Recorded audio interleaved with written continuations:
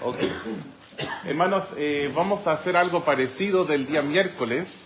De la misma serie de enseñanzas del Pastor Chappell viene este bosquejo acerca de la confianza en la vida cristiana. Y este sermón se llama Confianza en la Salvación. Vamos a buscar 2 de Corintios, capítulo 5.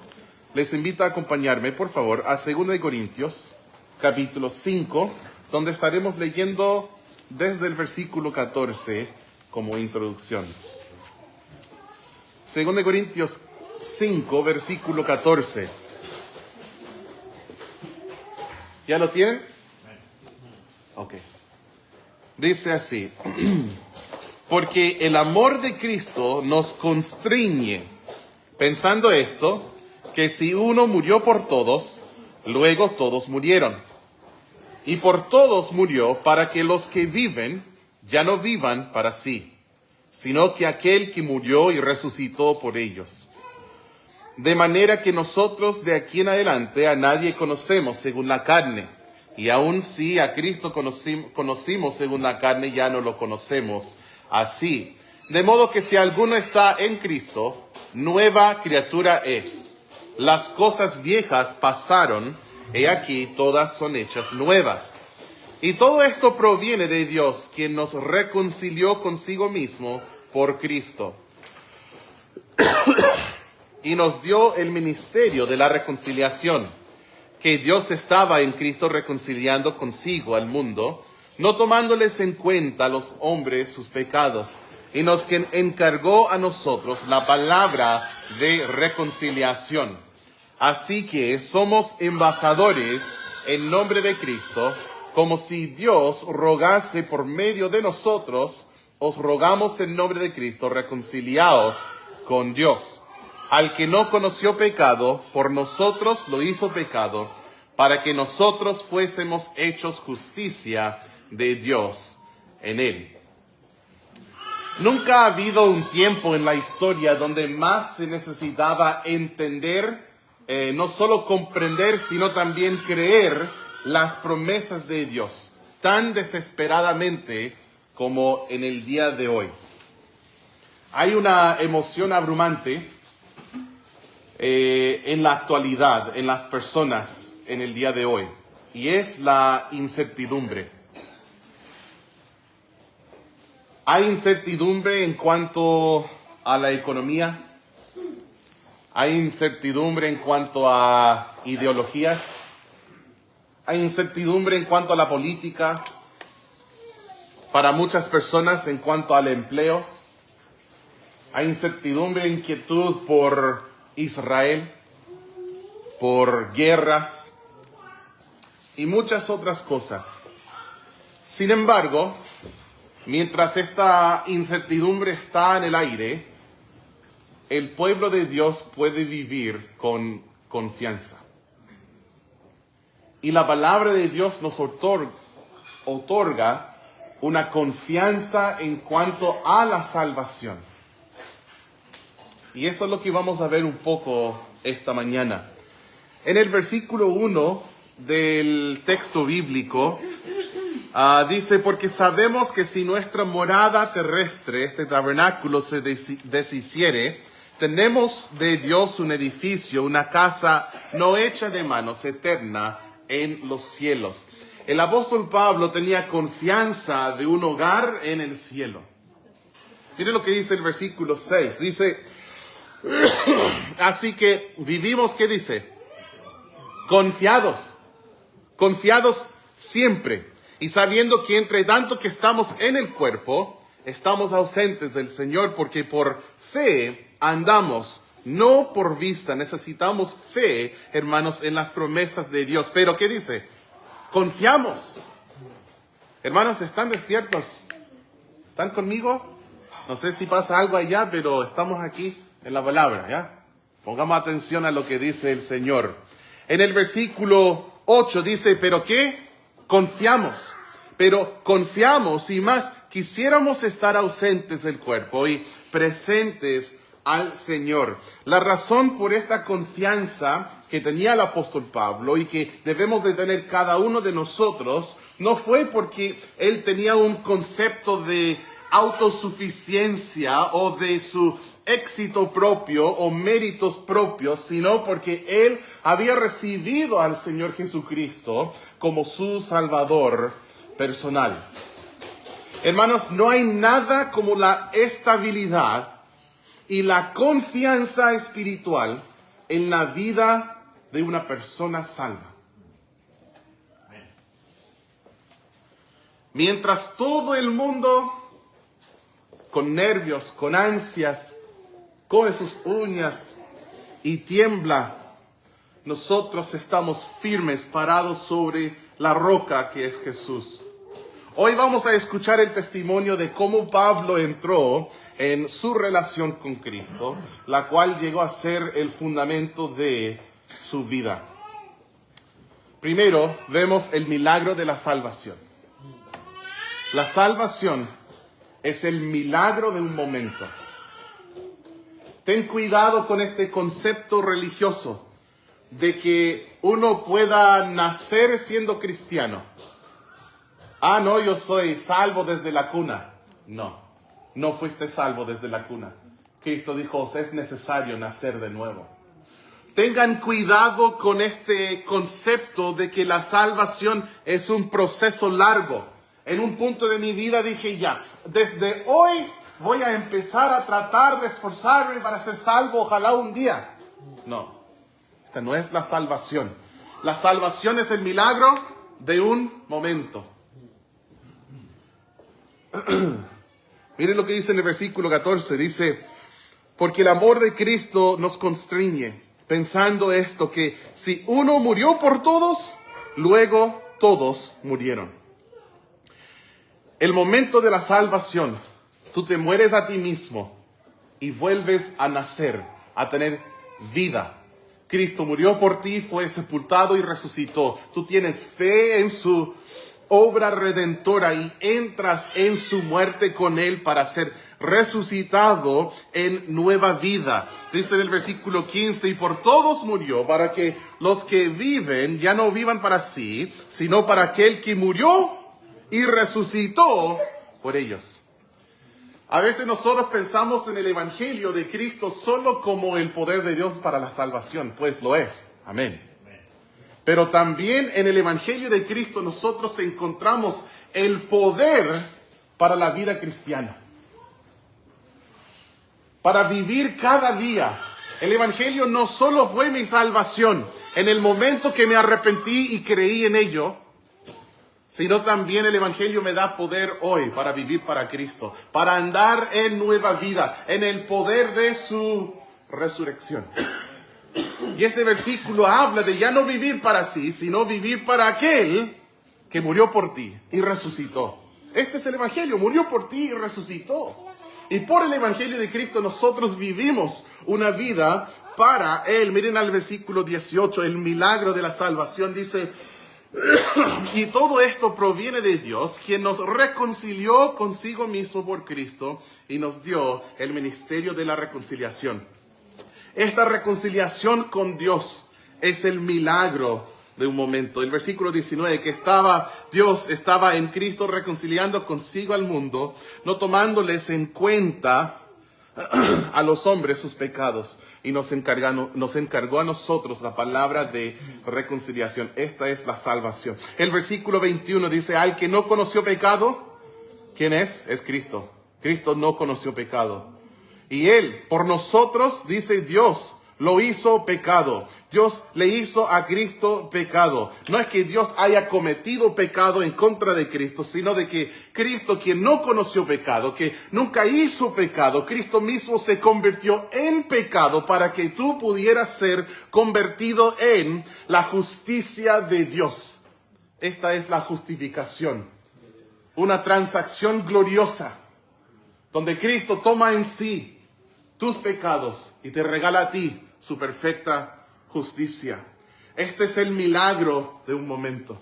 Es un milagro porque los culpables son declarados inocentes.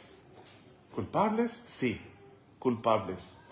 Sin Jesús, nosotros somos primeramente culpables.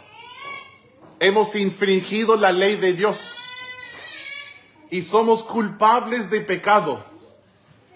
Y aunque no sea popular en el mundo hoy en día decir a la gente que son pecadores, la Biblia sigue diciendo, por cuanto todos pecaron y están destituidos de la gloria de Dios. Cada uno de nosotros sin Cristo somos culpables. Pero no solo esto, sino que la ira y el juicio de Dios está sobre nuestras vidas. No solo culpables, sino también condenados. ¿Por qué es un milagro la salvación? Es porque Dios declara a los culpables inocentes. Este es un milagro. Él murió por todos. Eso es lo que nos dice los versículos 14 y 15. Y por todos murió. El mundo está espiritualmente muerto. Esto es lo que la Biblia nos enseña. En Romanos 5:12 nosotros encontramos el origen del pecado, el origen de la muerte.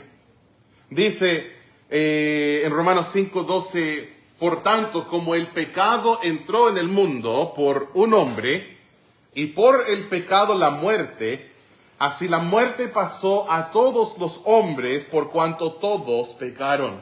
En Génesis 2:17 Dios declaró que si Adán comiera del árbol prohibido, ciertamente morirás. Entonces Adán pecó, Eva pecó, ellos pecaron y murieron. Pero la Biblia nos enseña que vivieron cientos de años. Entonces, ¿por qué Dios dijo, el día que comieres, ciertamente morirás? Es porque la muerte de ellos fue una muerte espiritual. Murieron en el mismo día, espiritualmente. Fueron separados de Dios.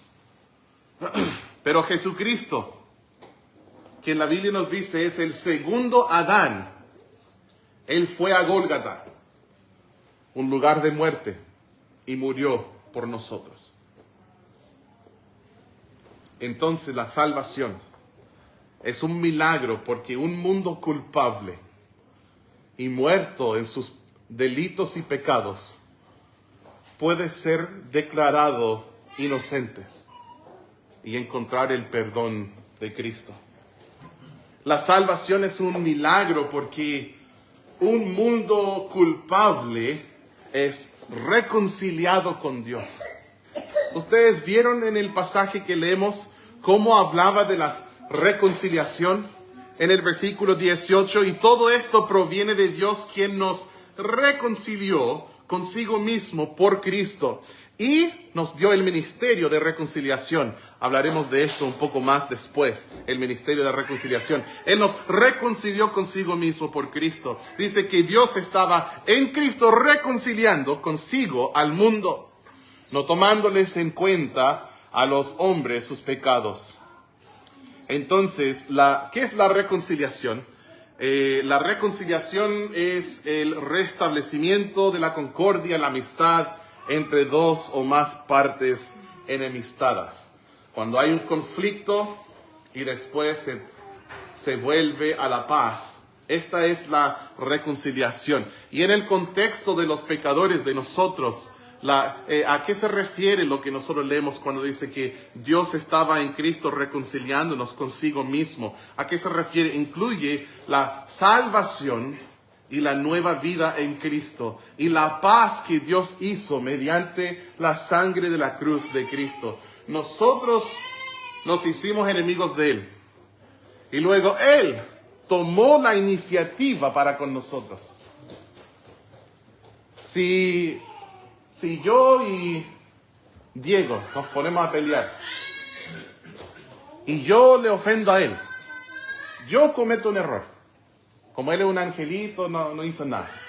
Pero yo sí.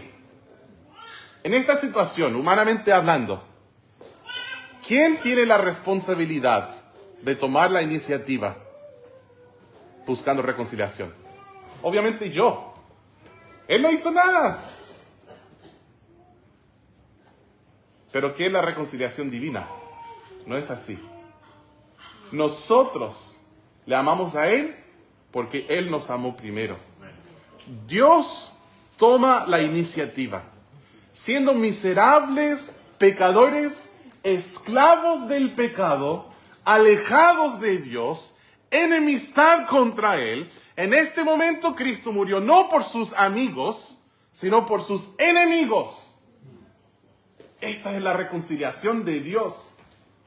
Y es un milagro. ¿Cómo puede ser tan grande el amor? ¿Cómo puede ser tan grande la paciencia, la gracia? Dios, quien es rico en misericordia, ¿cómo puede ser? Es un milagro. Que nos haya dado salvación y nueva vida en Cristo. La muerte y la resurrección de Cristo reconcilia a todo aquel que se arrepiente y pone fe en Cristo como Salvador. Le reconcilia con Dios. En Colosenses 1, búsquenlo por favor en sus Biblias. Colosenses 1, versículo 20.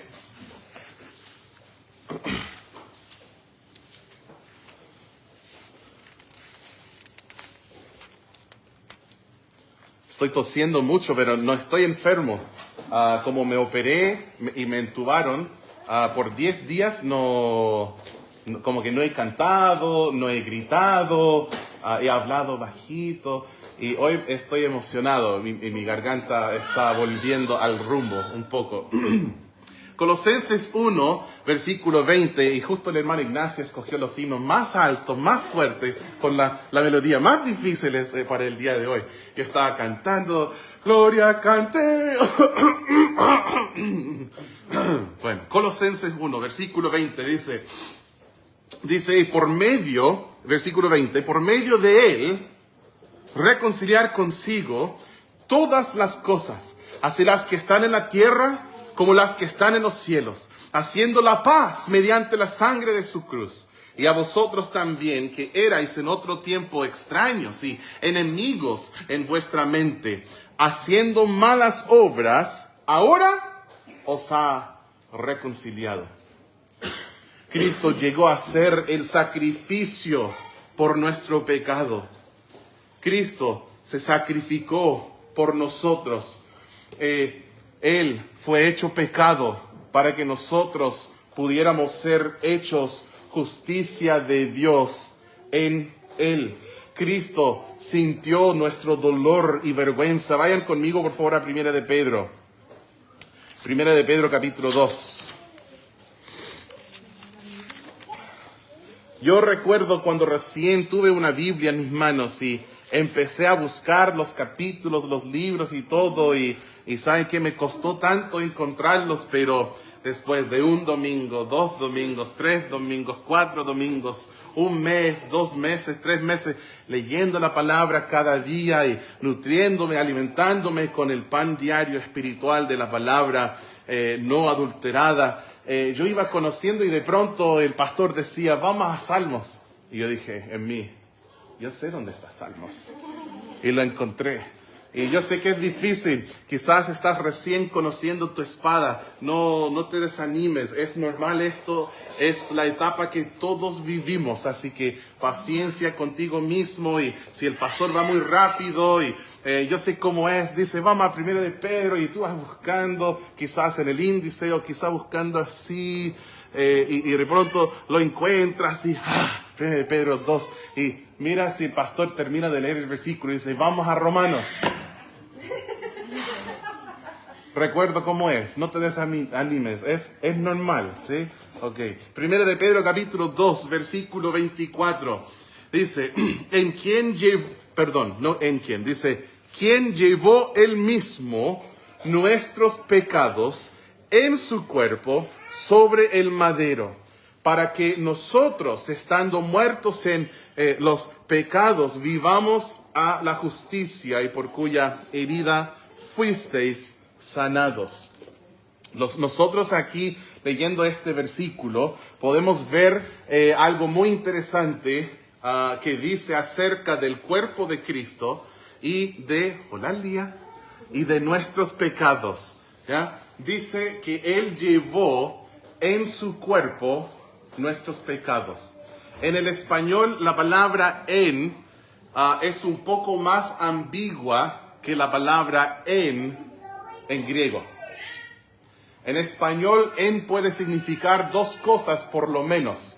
Por ejemplo, el lápiz está en mi mano, ¿cierto?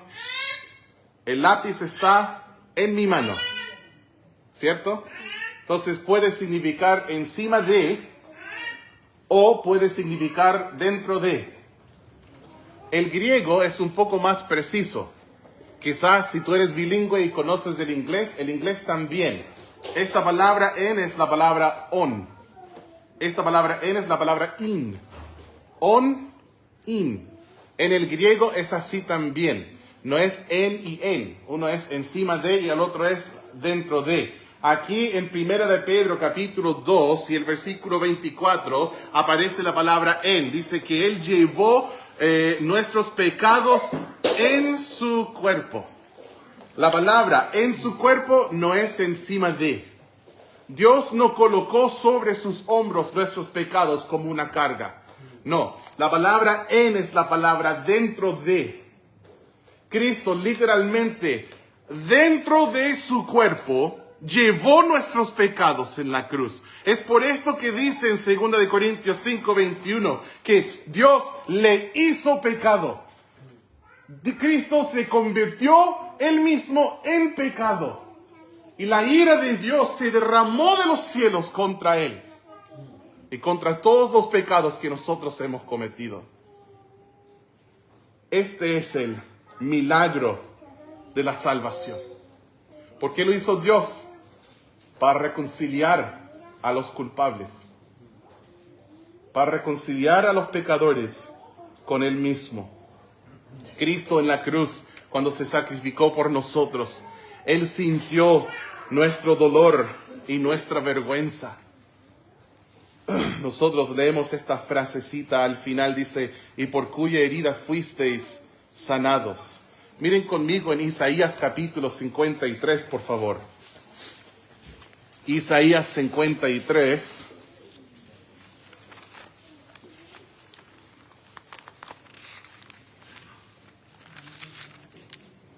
Y los versículos 3 al 5.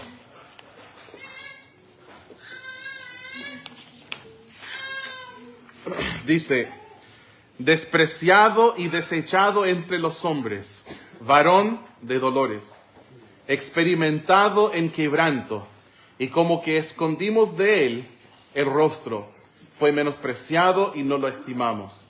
Ciertamente llevó él nuestras enfermedades y sufrió nuestros dolores, y nosotros le tuvimos por azotado, por herido de Dios y abatido. Mas él herido fue por nuestras rebeliones, molido por nuestros pecados. Considera esa palabra de nuevo, molido por nuestros pecados. Sabemos lo que es una carne picada, ¿cierto? La cortas. Y después una carne molida. Es una carne totalmente destrozada. Todas las fibras musculares rotas por esa máquina por la cual se pasa. Molida y molida. Y en Estados Unidos aún más la carne molida es tan fina. Es muy fina, es casi como si fuera una pasta. Acá la carne molida a veces viene siendo casi como carne picada, porque no es tan molido, la molida es muy gruesa. Pero en Estados Unidos se muele así como, casi como si fuera una pasta, como un paté. Muy molida la carne. Dice que Cristo fue molido por nuestros pecados. El castigo de nuestra paz.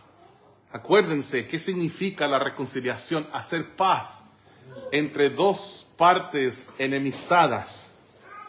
Dice en el versículo 5, el castigo de nuestra paz fue sobre él, y por su llaga fuimos nosotros curados.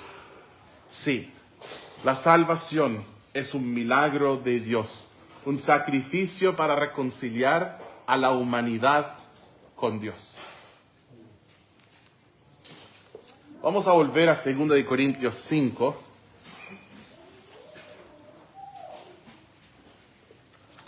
Segunda de Corintios, capítulo 5.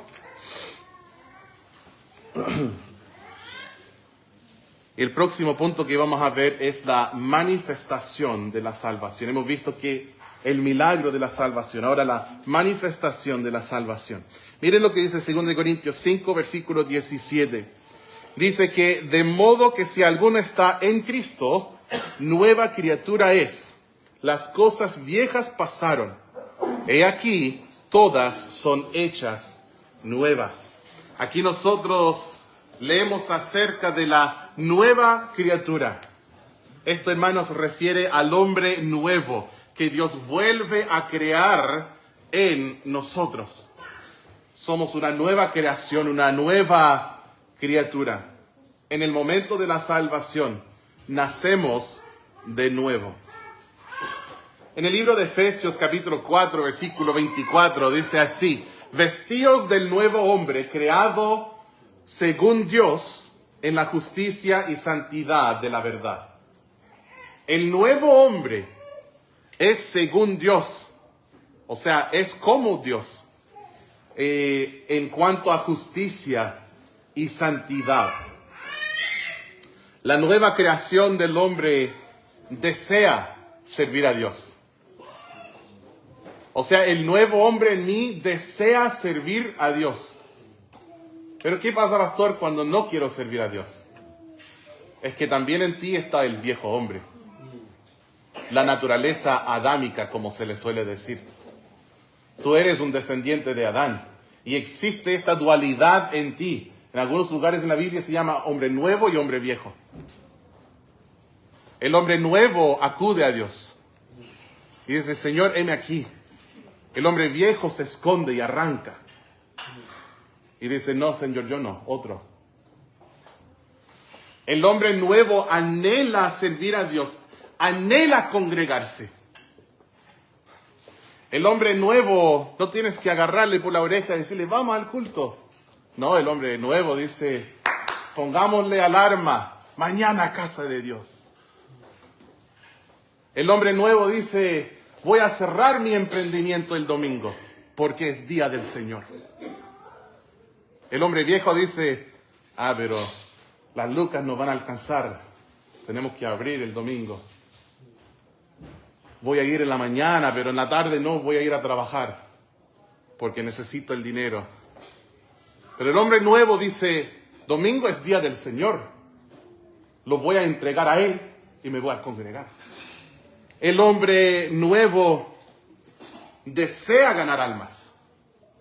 Sale a predicar el evangelio y el hombre nuevo sonríe.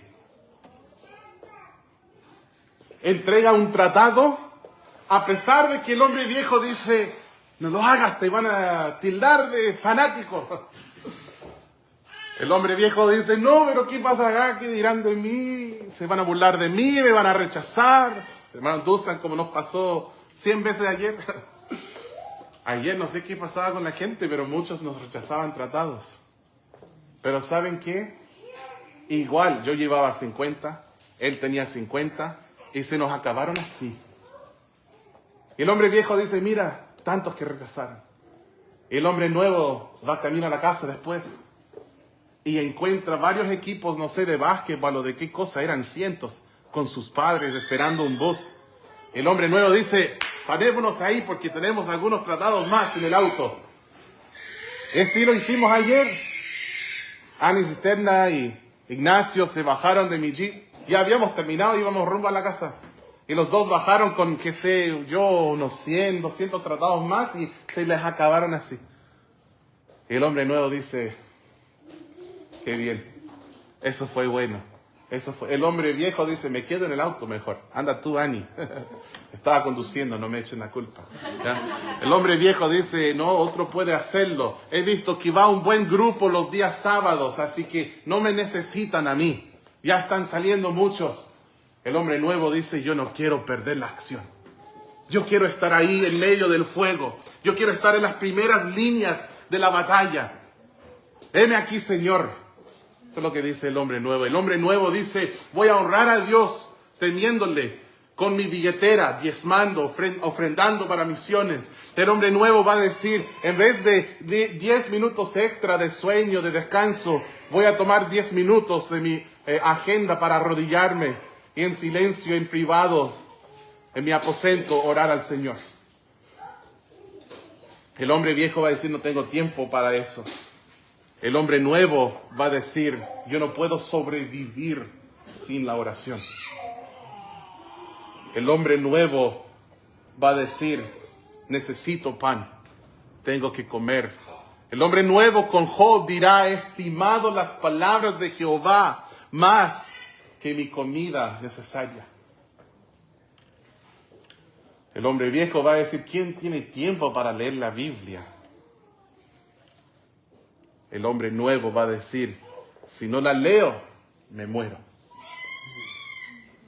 La nueva creación del hombre desea servir a Dios. La nueva creación no tiene ninguna lealtad al pecado. Y su único anhelo y ambición, ¿es una palabra ambición? Sí, pensé que había inventado un Spanglish. No tiene ninguna ambición excepto la de servir a Dios. Miren en Gálatas 5 conmigo, por favor. Gálatas capítulo 5 y el versículo 17.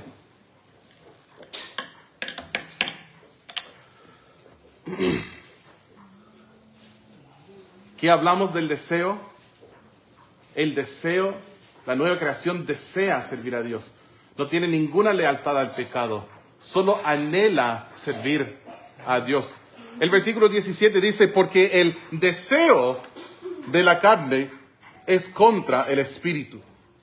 Y el deseo, el del espíritu, es contra la carne. Y estos se oponen entre sí para que no hagáis lo que quisierais. Oh, entonces soy destinado a fracasar. No. Pero si sois guiados por el Espíritu, no estáis bajo la ley. Nosotros tenemos el Espíritu Santo en nosotros.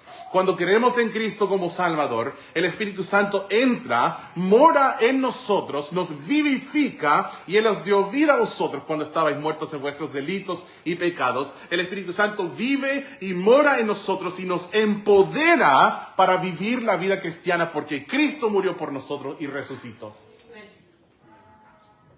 Y nosotros sí podemos ser victoriosos. Pero tenemos que crucificar la carne con sus pasiones y deseos. Porque no desea nada bueno. El versículo 24. Pero los que son de Cristo han crucificado la carne con sus pasiones y deseos. Si vivimos por el Espíritu, andemos también por el Espíritu.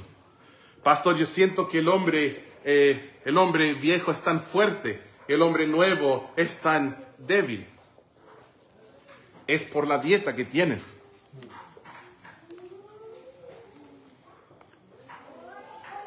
La dieta de ver cosas en línea, chistes de doble sentido, pornografía, una dieta de Netflix, YouTube. Esa dieta va a hacer que tu espíritu sea débil y que la carne cada vez sea más fuerte. Tu espíritu va a ser como una hoja de pasto. Y tu carne va a ser como un luchador sumo.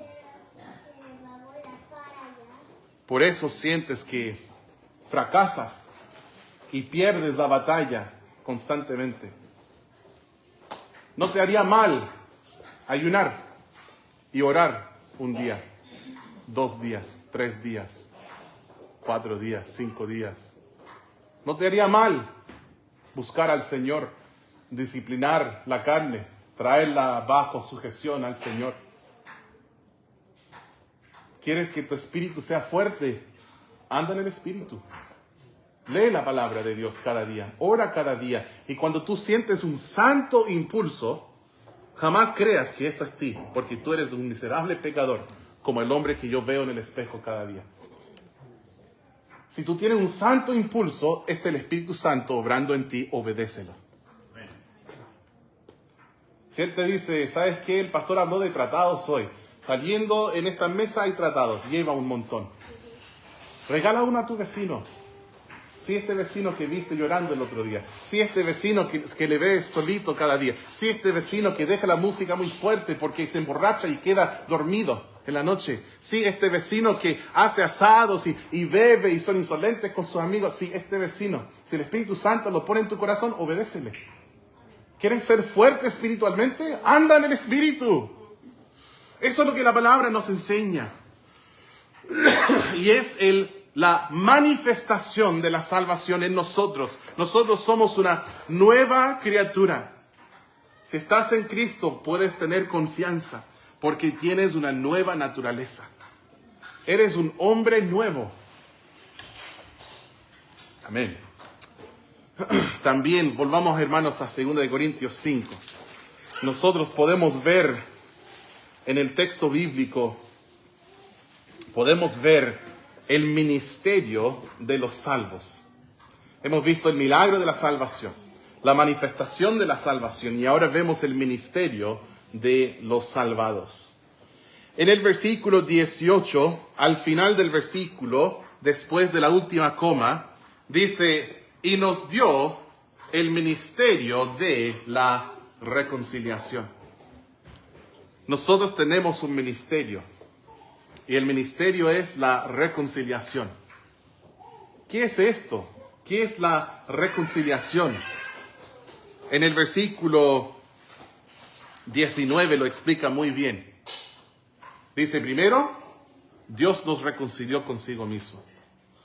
Y ahora te ha dicho a ti, reconciliado con Él, reconcilia a otros para con Él. Te confío con esta palabra de reconciliación. Dice, y nos encargó a nosotros la palabra de reconciliación. Nosotros somos embajadores en nombre de Cristo, como si Dios rogase por medio de nosotros, os rogamos en nombre de Cristo. ¿Cuál es la palabra de reconciliación? Son las últimas 3 palabras del versículo 20. Reconciliaos con Dios. ¿Qué es la palabra de reconciliación? Reconcíliate con Dios. Reconcíliate con Dios. Tú necesitas nacer de nuevo también. He mencionado a uno de los predicadores más famosos de siglos pasados, que se llamaba George Whitefield, muy conocido por su involucramiento en lo que se llamaba el Gran Despertar, un avivamiento enorme. Y en el Gran Despertar, él fue muy conocido y él siempre predicaba acerca del nacer de nuevo. Siempre predicaba sobre el nacer de nuevo. Y un día alguien le preguntó, Whitefield, ¿por qué tanto? ¿Por qué siempre tiene que nacer de nuevo? Eso le preguntaron. ¿Por qué siempre predicas tiene que nacer de nuevo? ¿Saben su respuesta? Él dijo, porque tienes que nacer de nuevo. No hay nada más importante. No hay nada más importante. ¿Has nacido de nuevo? Ahora tu trabajo es ir y decir a otros, tienes que nacer de nuevo. No hay nada más importante que pudieras conversar. Yo quisiera que cada uno de nosotros pudiéramos sacar el celular, colocarlos aquí, abrir los mensajes de WhatsApp, de las conversaciones de esta semana. Ayer quería encontrar una conversación del lunes. Empecé a hacer esto.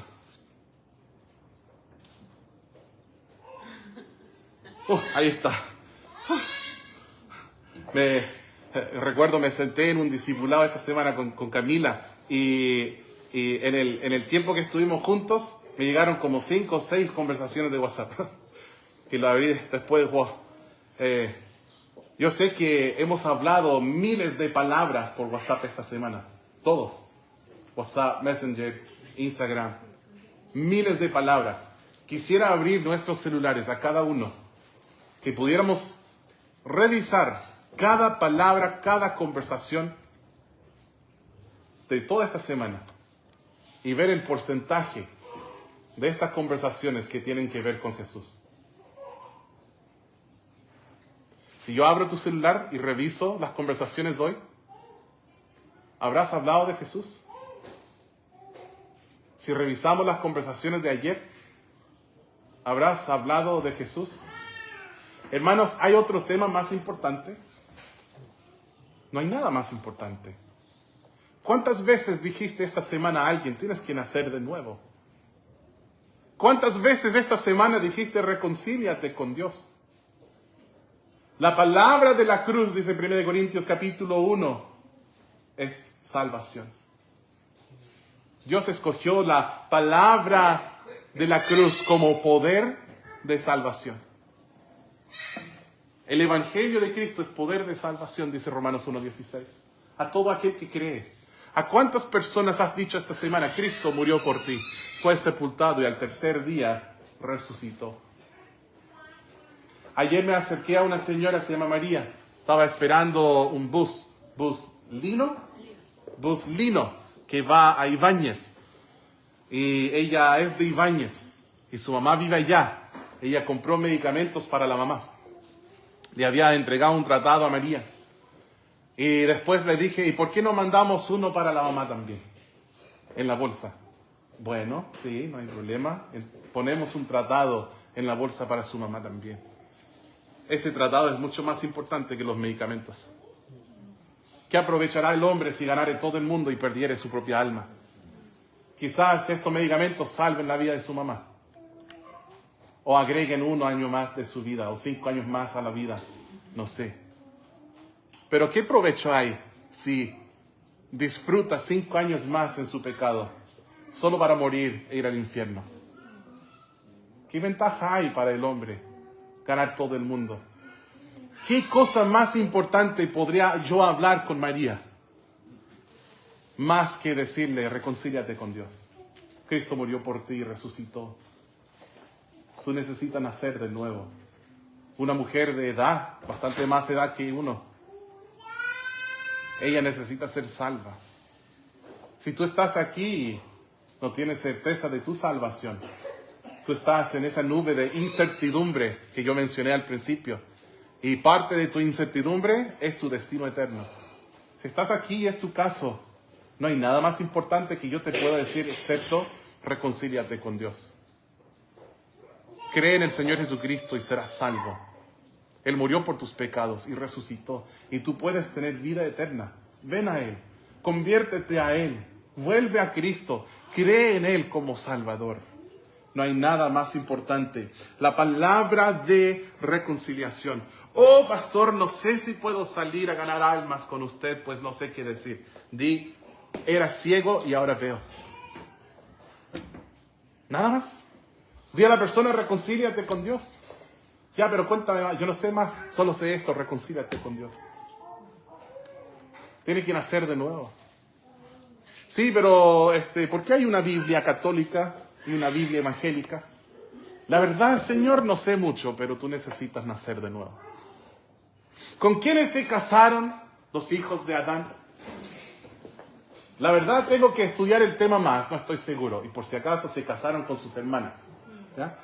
Pero el ADN era mucho más puro en ese entonces, por eso no había efectos adversos. ¿Ya?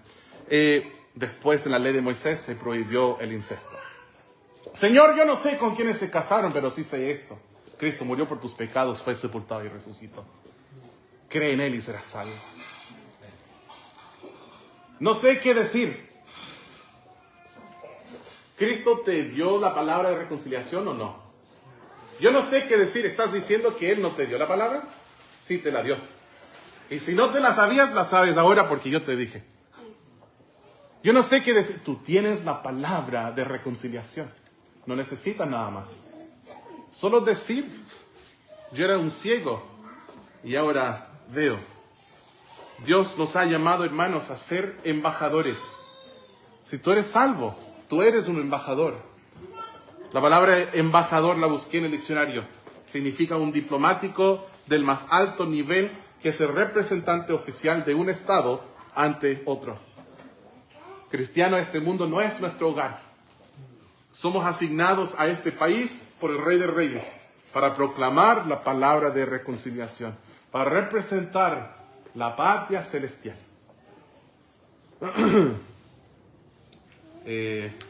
Ayer pasaron 2 haitianos caminando. Ni hablaron. Y Dusan les habló en creol.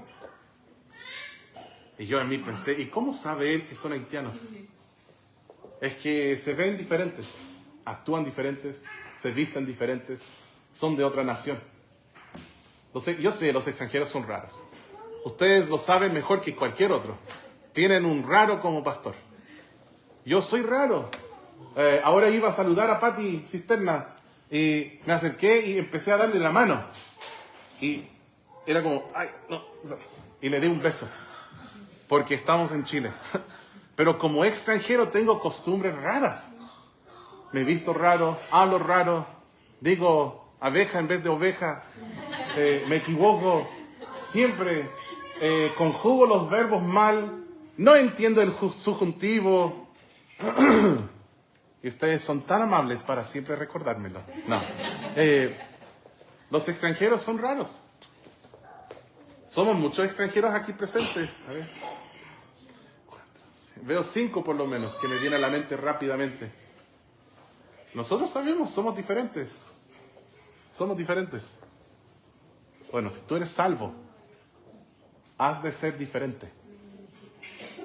Te debes vestir diferente. Debes hablar diferente. Debes tener costumbres raras para este mundo. ¿Por qué? Porque eres un extranjero. Eres un peregrino. Eres un forastero. Tú buscas otra patria, no este mundo. Aquí tú eres un embajador, representando la patria celestial. Tú buscas primeramente su reino y su justicia. Tu ciudadanía está en los cielos, dice Filipenses. Sí.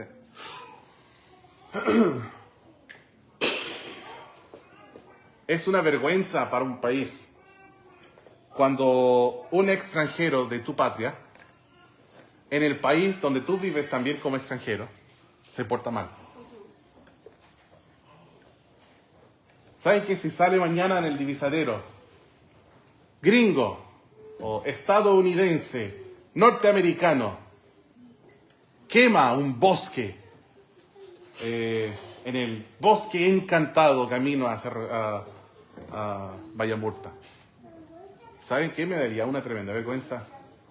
Probablemente Juan sacaría un pantallazo, me lo mandaría, diría, pastor, ¿qué pasa con tus compatriotas? No. Pero lo leería y diría, ay no, uno de los nuestros, no puede ser. Hermanos, no queremos avergonzar a nuestra patria. Debemos comportarnos como corresponde a ciudadanos de los cielos. Y Dios nos ha dicho, ¿quieres saber cómo debes hablar tú como sujeto de mi reino? No mientes, no chismees, no calumnies, no engañes, siempre decir la verdad, tus palabras sazonadas con gracia, a fin de dar edificación a los oyentes. No derrumbas, edifica. Y por sobre todas las cosas, que su alabanza de continuo esté en tu boca, siempre alabando a Dios. Y cuando hablamos con los perdidos, ¿qué es nuestra palabra? La palabra de la reconciliación. Es una vergüenza para la patria cuando nosotros no hablamos como corresponde.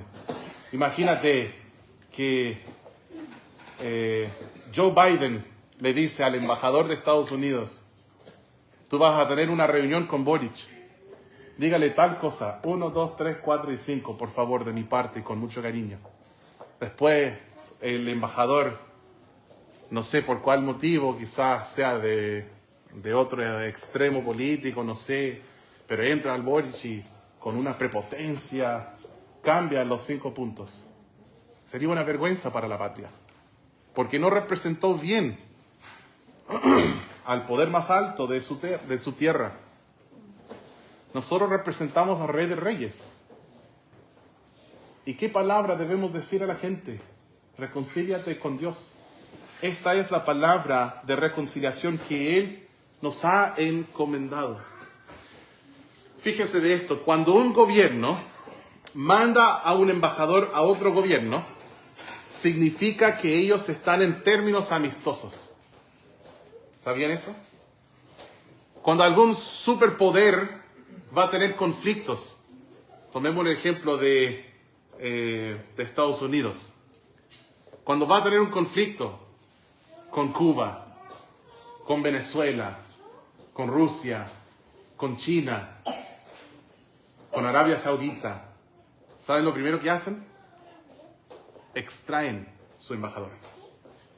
Lo sacan, si es que no son echados primero. Pero remueven su embajador, revocan su embajada, sacan su embajador. Pero cuando están en buenos términos amistosos, tienen una embajada. Y cuando no, quita su embajada, y eso significa que juicio viene. Siguiendo esta lógica, hermanos, el Señor en este momento está en términos amistosos con el mundo, porque tiene sus embajadores aquí. Pero Maranata, Cristo viene. Cristo viene y nos va a arrebatar. Y viene juicio. Nos queda poco tiempo, hermanos. Nos queda muy poco, yo no sé cuánto tiempo nos queda, pero yo creo que cada generación desde Pablo ha vivido como que Cristo viene en su generación. Y han pasado 2000 años. Yo creo que vendrá en mi generación. Si no, pues la próxima. Si no, después la próxima. Pero yo voy a vivir amando su venida. Cuando mi rey viene, quiero que encuentre a un embajador fiel. Fiel a la patria. Ahora podemos llevar a otros con nosotros. Nos queda tiempo. Recuerdo cuando Dusan recién fue salvo y él hablaba del evangelismo, siempre lo decía de esta manera, quizás todavía lo dice, pero él siempre decía reclutando a otros para el reino. ¿Te acuerdas que decías eso? Y yo no sabía la palabra reclutar, tuve que googlear qué significa reclutar. Qué buena palabra. Nos queda tiempo, hermanos, para decirle a la gente reconcíliate con Dios. Reclutemos para el reino. Nos queda tiempo. Pero Cristo viene. Y a esto digo Maranata, digo amén. Ven, Señor, luego. Y hablando de eso, es difícil encontrar un cristiano hoy en día que diga, no quiero que Cristo venga pronto. La mayoría de los cristianos dirían que sí, yo creo que Cristo viene pronto. La Biblia dice, no dejando de congregarnos, como algunos tienen por costumbre. El Señor quiere que nosotros nos exhortemos unos a otros al amor y a las buenas obras y perseverar congregándonos. Dice esto, y tanto más cuando veis que aquel día se acerca. Los alumnos de la Biblia saben que la frase aquel día en la Biblia es una referencia a la segunda venida. Tanto más cuanto veis que aquel día se acerca. ¿Cuánto queda, pastor, para que el Señor vuelva? Yo no sé cuánto queda, pero yo sé que hoy queda un día menos que ayer. Aquel día se acerca, así que tanto más. Hermanos, quiero animarles, quizás tienes la costumbre de congregarte solo una vez a la semana.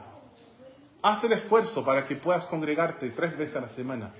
Domingo en la mañana, domingo en la tarde, miércoles en la tarde. Cada culto es diferente, es único, hay otra enseñanza de la palabra, es un tiempo para adorar a Dios públicamente juntos y siempre es de mucha bendición. En las iglesias siempre se ve que el domingo en la mañana va más gente que cualquier otro día, cualquier otro culto. No sé por qué es así. Domingo en la tarde va un poco menos, miércoles en la tarde va mucho menos. Es lo típico en las iglesias. Aunque este miércoles éramos muchos. Y gracias a Dios vienen muchas personas los miércoles y los domingos en la tarde. Pero recuerdo que mi pastor dijo eso hace muchos años. Él dijo, tú puedes ver qué tan popular es una iglesia en la cantidad de gente que va el domingo en la mañana. Puedes ver qué tan popular es un pastor por la cantidad de gente que va el domingo en la tarde. Y puedes ver qué tan popular es Dios por la cantidad de gente que van los miércoles de la tarde. Hermanos, tanto más cuanto veis que aquel día se acerca. Cristiano, sé un embajador activo y fiel. ¿Cómo? Predicando el Evangelio con tus labios, con tu boca, cada día. Entrega tratados. Sale los sábados con la iglesia. Comparte el Evangelio en tus redes sociales, en imágenes, en historias, en textos, en videos. El mensaje de los creyentes y de la iglesia de Dios es reconciliación. Dios reconcilió al mundo consigo mismo por la sangre que Jesús derramó, su muerte en la cruz y su resurrección. Todo creyente es un embajador. El Padre envió a Jesús y Jesús nos envió a nosotros. Así como mi Padre me envió, os envío a vosotros. Cumplamos con esta comisión celestial de Rey. Y si tú estás aquí y todavía no tienes la confianza de tu salvación, te ruego hoy, reconcíliate con Dios. Vamos a tomar un momento para orar. Y va a venir hermana Annie para tocar suavemente en el piano. Quiero invitarles que cierren